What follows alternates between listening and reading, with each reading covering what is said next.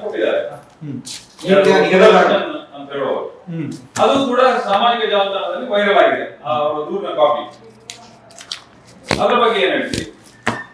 ನೋಡಿ, RBIಗೆ ಕಂಪ್ಲೇಂಟ್ ಅವರು ಕೊಟ್ಟದ್ದು, ಆ ಕಂಪ್ಲೇಂಟಿನಲ್ಲಿ ಏನು ಹುರುಳಿಲ್ಲ ಅಂತೇಳಿ ರಿಜೆಕ್ಟ್ ಆಗಿದೆ.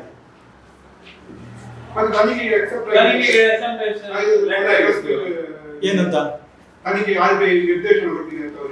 RBI ನಿರ್ದೇಶನ ಕೊಟ್ಟದ್ದು ಹೌದು, ಕೊಟ್ಟದ್ದು ಅವರು RBI ಇಂದ ಅದು ಆ ಸೈಲ್ ಅದೊಂದು ಎಂಕ್ವೈರಿ ಸೆಲ್ಲಿಗೆ ಅಂತೇಳಿ ಅದನ್ನ ಹಾಕಿದ್ರು.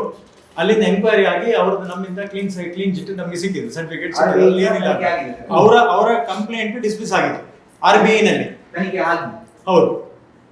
ಇನ್ನೊಂದು, ಒಬ್ರು ಡೈರೆಕ್ಟರ್ ಯಾವ್ದೋ ಠೇವಣಿದಾರ 35 ಲಕ್ಷ ರೂಪಾಯಿ ಅಂದ್ರೆ ಅವರು ಡೆತ್ ಆಗಿದ್ದಾರೆ, ಅವರ ಲೀಗಲ್ ಹ್ಯಾಂಡ್ಸ್ ಅದನ್ನು ಕ್ಲೇಮ್ ಮಾಡಲಿಲ್ಲ. ಒಬ್ರು ಡೈರೆಕ್ಟರ್ ನಕಲಿ ನೋಟಿಫೈ ಮಾಡಿಸಿ ದುಡ್ಡು ತೆಗೆದಿದ್ದಾರೆ ಅಂತ ಒಂದು 35 ಲಕ್ಷ ಸುಳ್ಳು ಆರೋಪ. ಅದೇ ಕಾರಣಕ್ಕೆ ಅವರನ್ನು ಕಿತ್ತೋಕೆ ಸೇಲ್ ಆಗಿದೆ ಅಂತ ಕೂಡ ಒಂದು ಮಾಹಿತಿ ಇದೆ. ಹೌದಾ? ಈ ಬಾರಿ ಅವರು ಡೈರೆಕ್ಟರ್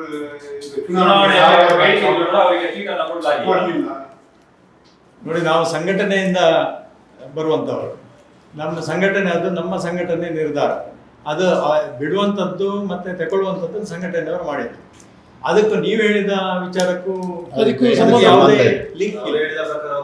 ಯಾಕಂದ್ರೆ ಅಂತ ಘಟನೆ ಆಗ್ಲಿಲ್ಲ. ಆದ ಕಾರಣ ಆ ಘಟನೆ ಆಧಾರದಲ್ಲಿ ತೆಗೆಯುವಂತ ಪ್ರಶ್ನೆ ಬರುವುದಿಲ್ಲ. ಬದಲಾವಣೆ ಆಗ್ಬೇಕಲ್ವಾ? ಬದಲಾವಣೆ ಆಗ್ಲೇಬೇಕು. ಬದಲಾವಣೆ ಅಂದ್ರೆ ನಮ್ಮಲ್ಲಿ ಇದು ನಮ್ಮಲ್ಲಿ ವ್ಯಕ್ತಿ ಪೂಜೆ ಇಲ್ಲ, ನಮ್ಮಲ್ಲಿ ಏನಿದ್ರು ಸಂಘಟನೆ ತೀರ್ಮಾನ. ನಾವು ವಿರುದ್ಧ ಆರೋಪ ಮಾಡ್ತಾರೆ. ನೀವು 4 ಜನರನ್ನು ನಾವು ಡೈರೆಕ್ಟರ್ ಶಿಪ್ ಹಿರಿಯರನ್ನು ಕನ್ಸಿಡರ್ ಮಾಡಬೇಕು, 4 ಜನರ ಹೆಸರು ಹೇಳಿದ್ರು, ಉಳಿದವರು ಬಿಡ್ತೇನೆ ಅಂತ ಹೇಳಿ. ಅದು ನೋಡಿ, ಅದಕ್ಕೆ ನಾವು ಒಪ್ಪಿಕೊಂಡಿದ್ದೇವೆ. ಯಾವಾಗ ಅವರು ಮಾತು ತಪ್ಪಿದ್ರೋ ಆ ಸಂದರ್ಭದಲ್ಲಿ ನಮ್ಮ ಬಂಡಾಯವಾಗಿ ಮಾತನ್ನ ಹೇಳಿದ್ರು. ಇಲ್ಲ, ಅದು ತಪ್ಪು. ಅವರೇ ಹೇಳಿದ್ದು ತಪ್ಪು ಅಂತ ನಾನು ಹೇಳ್ತಾ ಇದ್ದೇನೆ. ನಾನು ಮಾತುಕತೆಗೆ ಓದದ್ದು ಹೌದು, ಅದರಲ್ಲಿ ಏನು ಹೆಸರು ಹೇಳಲಿಲ್ಲ. ಅವರು ಹೇಳಿದ್ದು, ಅವರೊಬ್ಬರ ಹೆಸರು ಹೇಳಿದರು. ಅವರನ್ನು ಅದಕ್ಕೆ ಇಟ್ಟುಕೊಳ್ಳೋದಾದರೆ ನಾನು ನಿಲ್ತೇನೆ ಅಂತ ಹೇಳಿದ್ದು.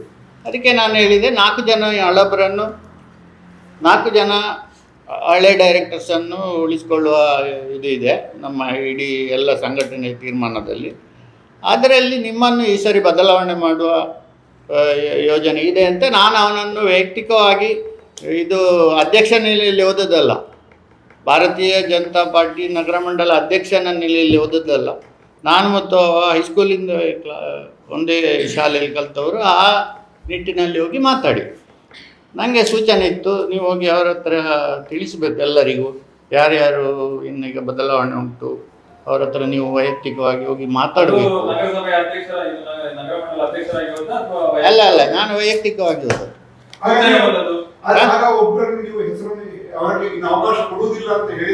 ಅವಕಾಶ ಕೊಡುವುದಿಲ್ಲ ಅಂತ ಹೇಳಿಲ್ಲ, ಬದಲಾವಣೆ ಉಂಟು ಈ ಸರಿ, ನೀವು ಸಹ ಅದಕ್ಕೆ ರೆಡಿಯಾಗಿ ಇರಬೇಕು ಅಂತ ಹೇಳಿದ್ದು. ಅವರು ಬದಲಾವಣೆ ಮಾಡ್ತೇವೆ ಅಂತ ನಮಗೇನು ಗೊತ್ತಿರಲಿಲ್ಲ.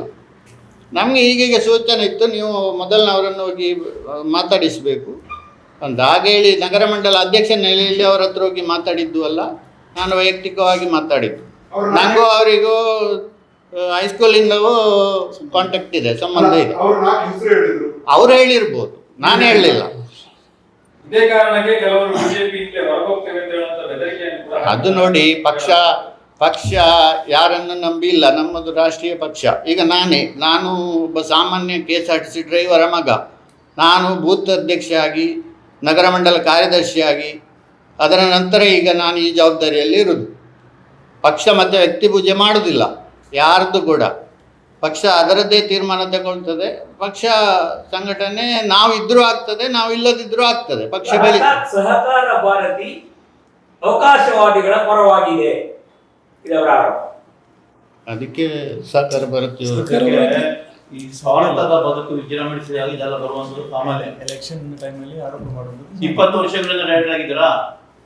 20 ವರ್ಷಗಳಿಂದ 20 ವರ್ಷಗಳ ಡೈರೆಕ್ಟರ್ ಆದರೂ ಪುನಃ ನನಗೆ ಕೊಡಬೇಕು ಅಂತ ಕೇಳಿದ್ರೆ ಅರ್ಥ ಉಂಟಂತ ಪ್ರಶ್ನೆ ಕೇಳುವಂಥದ್ದು. 20 ವರ್ಷಗಳ ಈಗ ನೀವು ಆಯ್ಕೆ ಮಾಡಿದವರು ಕೂಡ ಇರಬೇಕಲ್ಲ? ಎಲ್ಲರೂ ಇಲ್ಲ. ಅಲ್ಲ ಒಂದು ಅಲ್ಲ. ನೋಡಿ ಎಲ್ಲರನ್ನು ಬದಲಾವಣೆ ಎಲ್ಲರನ್ನು ಬದಲಾವಣೆ ಮಾಡಿದ್ರೆ ಅಲ್ಲಿ ಅನುಭವ ಇರುವವರು ಬೇಕು. ಎಲ್ಲರನ್ನು ಬದಲಾವಣೆ ಮಾಡ್ಲಿಕ್ಕೆ ಆಗುದಿಲ್ಲ. ಬದಲಾವಣೆ ಮಾಡೋದಕ್ಕೇನು ಒಂದು ಕಾರಣ ಇರುತ್ತೆ. ಅಲ್ಲ, ಕಾರಣ ಅಂದ್ರೆ ಈಗ ಎಲ್ಲರಿಗೂ ಹೊಸೊಬ್ಬರಿಗೆ ಅವಕಾಶ ಸಿಗ್ಬೇಕು, ಮತ್ತೆ ಸಾಮಾಜಿಕ ನ್ಯಾಯ ಹೇಗೆ ಅದು senior most ಇಲ್ಲ ಇಲ್ಲ ಹಾಗೇನಿಲ್ಲ, ಸಾಮಾಜಿಕ ನ್ಯಾಯವೂ ಇದೆ ಅಲ್ಲಿ. ಮಹಿಳೆಯರಿಗೆ ಅವಕಾಶ ಕೊಡಬೇಕು ಅಂತ ಇದೆ. ಬೇರೆ ಸಮುದಾಯದ ಇದರಲ್ಲಿ ಎಲ್ಲ ಒಬ್ಬೊಬ್ಬರನ್ನು ಭೌಗೋಳಿಕವಾಗಿ ಸಹ ನೋಡ್ತೇವೆ, ಎಲ್ಲೆಲ್ಲಿ ಯಾವ್ಯಾವ ವೋಟರ್ಸ್ ಇದ್ದಾರೆ ಅದರ ಬಗ್ಗೆ ಎಲ್ಲ ಯೋಚನೆ ಮಾಡಿ ತಗೊಳ್ಳಿ. ಮತ್ತೆ ಒಬ್ಬರಿಗೆ ಉನ್ನತ ಸ್ಥಾನ ಸಿಗ್ಬೇಕು ಅಂತ ಹೇಳಿ ಅವರನ್ನು ಉದ್ದೇಶಪೂರ್ವಕವಾಗಿ ಅಲ್ಲ, ಅದು ಆ ಥರ ಏನಿಲ್ಲ. ಉನ್ನತ ಸ್ಥಾನ ಯಾವುದೂ ಇಲ್ಲ ಇದರಲ್ಲಿ. ಇದು ಎಲ್ಲ ಜವಾಬ್ದಾರಿ. ಉನ್ನತ ಸ್ಥಾನ ಯಾವುದೂ ಇಲ್ಲ ಪಕ್ಷದಲ್ಲಿ. ಉನ್ನತ ಸ್ಥಾನ ಕೆಳಗಿನ ಸ್ಥಾನ ಎಲ್ಲ ಇಲ್ಲ, ಎಲ್ಲ ಜವಾಬ್ದಾರಿಯಲ್ಲೇ ಇರುವುದು. ಪಕ್ಷದ